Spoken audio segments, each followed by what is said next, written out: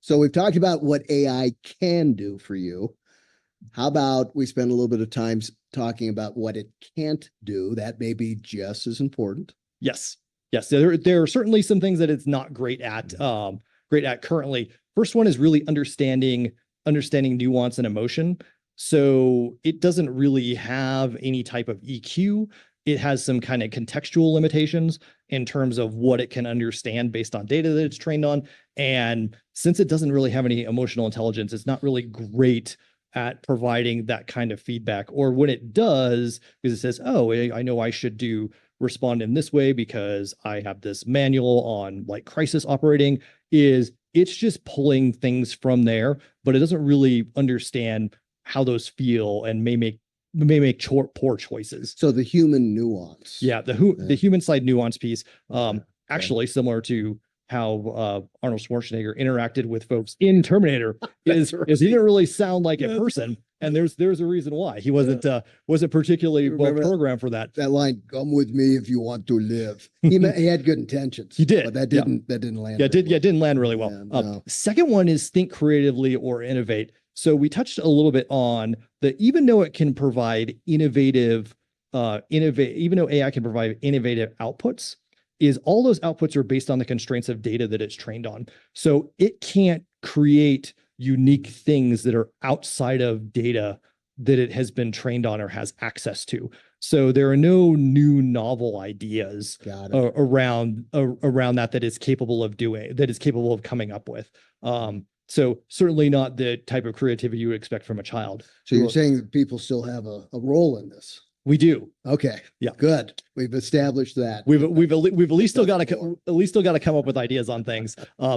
Third one that it's not very great at, similar to the emotional piece, is it's not great at making ethical judgments on this. And if we're talking about this from a practical use case with business owners, that if you do automate some of your customer service pieces, you may not want AI in charge of determining, say, for example, when clients can return items that might be past their warranty, because AI is not really going to take a lot of information into in nuanced information to context. So if somebody wanted to return an item and it was outside of the return period, but they didn't actually receive the item until a week after they were supposed to, AI is just going to look at that and say, oh, well, here's the rule, here's the date. Yeah, we're not going to do that. Whereas if you have an experienced customer service rep on the phone, they are going to take additional information into consideration and determine what they think the right thing to do is. Unless that's fed into the model, right? So if you say, hey, there's some leeway here in this case, then it would probably take that into account. It would, but otherwise, it would take it into account, but not really so much on a case-by-case basis.